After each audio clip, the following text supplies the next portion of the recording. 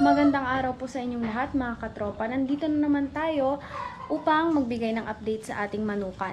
So ngayong araw nga po pala ay maulan. Kaya hindi po malaw masyadong mayano ngayon, kundi ang iayos po yung mga ng kulungan ng manok. So ngayon titignan natin kung anong ginagawa ni Daddy sa labas.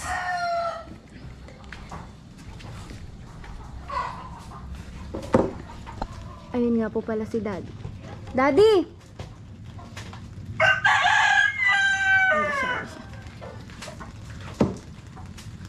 Ay, maulang hapon sa inyong lahat mga tropa.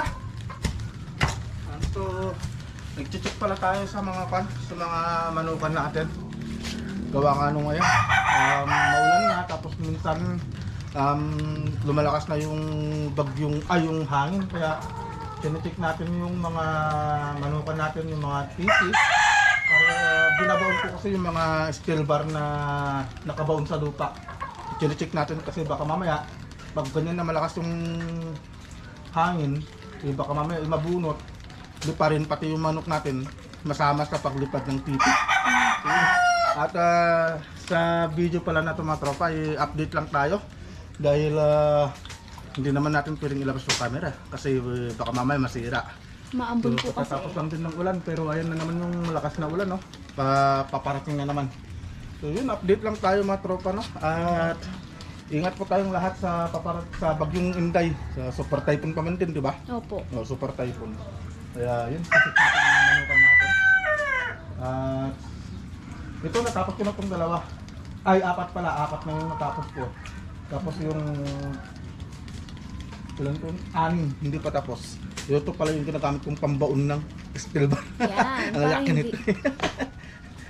Yung ginagawa po ni Daddy ay paghahanda kung sakaling may malakas na ulan, at least hindi po may anod yung mga bahay ng manok. Bahay ng manok. O ayan. Mas maigi na po yung handa. Yung shoutout pala natin, bukas na lang, no? Opo, bukas na lang. Shoutout Ayan. natin. So ingat po kayong bukas, lahat. Abangan niyo pala yung vlog natin bukas dahil may papasilip pala tayong isang manukan. So kasama natin si Jamela bukas. Yan. Hi! Surprise! Bukas, Surprise. sisilipin natin ng isang manukan na winning line ang laban. Ayan. So yan. Winning line. Alright, so yun lang mga tropa, no? Update lang tayo sa manukan natin na yan.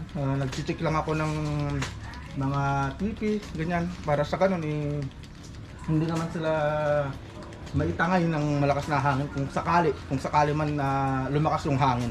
Yan, so yun lang yung vlog natin mga tropa. Yun lang yung update natin sa araw na ito. So, bukas abangan niyo yung surprise namin kasama si Jamela. Ayan. So mag-ingat po tayong lahat. Ayan. So see you sa next vlog natin. Ayan, si Jamela na yung mag-out ng ating video. Alright. Ayan, so yun nga, nakita nyo ay nag-inaayos na ni Daddy yung mga para nang sa gayon ay makasiguro na ligtas yung mga manok natin. Lalo na't malakas yung ulan. So pabugso-bugso nga po, minsan umaaraw, may malakas na ulan. Ganun po. So yun lamang po, maraming salamat po sa panonood. Bye!